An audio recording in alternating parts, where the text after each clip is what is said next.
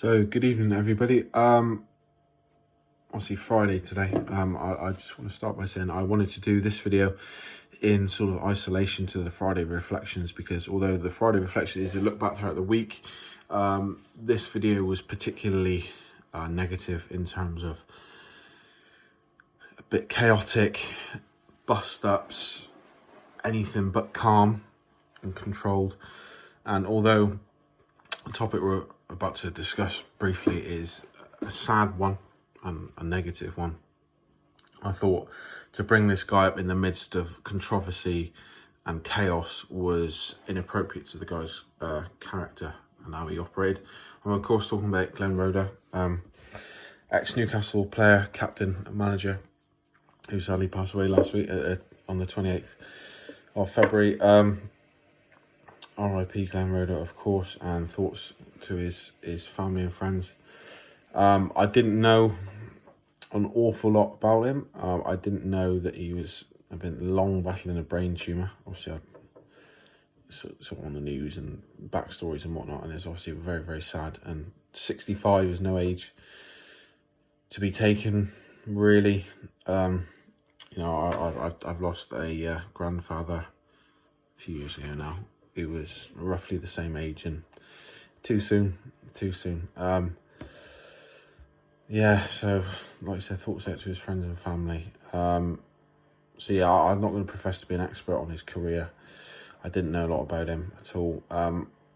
However, he was the Newcastle manager when I first started following the team. I was given, obviously I'm from down here in Cornwall, one of the furthest place in England, in England, away from Newcastle. There was no family connections really. My grandmother's brother, my great uncle, if you like, I think he'd been to see Newcastle a couple of times years ago, and I was just getting into football.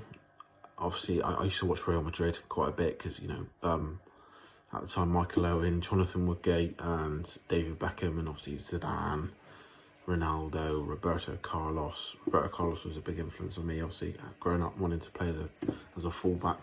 But anyway, I was just given a Newcastle United shirt by him one day, and a Newcastle United beanie, both of which I've still got. The shirt is older than I am. And that was that. And it turned out it was sort of the tail end of the 05-06 season. Glenn Roeder was the manager, obviously. So yeah, I only saw like the back end of Shearer. I can remember Shearer's goals from earlier, just catch them on the telly and whatnot. But as a supporter, I caught the back end of it.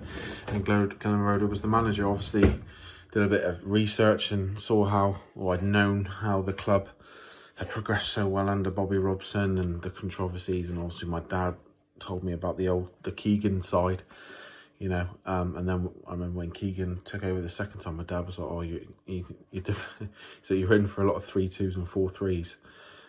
He said, the Keegan teams could score goals, but they couldn't really defend. But by the by, so yeah, the reason I say about how it would be contradictory to mention him with the Friday reflections was my overriding memories of Glenn Roeder as a manager was very calm, very considerate, spoke very well, measured, and just, maybe he would have been a cracking defender in the modern day because of his calmness and all this malarkey. But yeah, like I said, I didn't know the guy, didn't know an awful lot about him really, but I thought it was appropriate, with this being a Newcastle channel primarily, to acknowledge the sad passing of an ex-player, an ex-manager, an ex-captain, especially Newcastle captain is a big deal to me. So yeah, I thought I would just touch on it briefly. It was appropriate, like I said, to do it in isolation, away from all the crap that's going on at the club at the minute.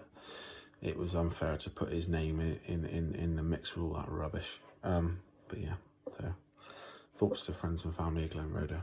Rest in peace.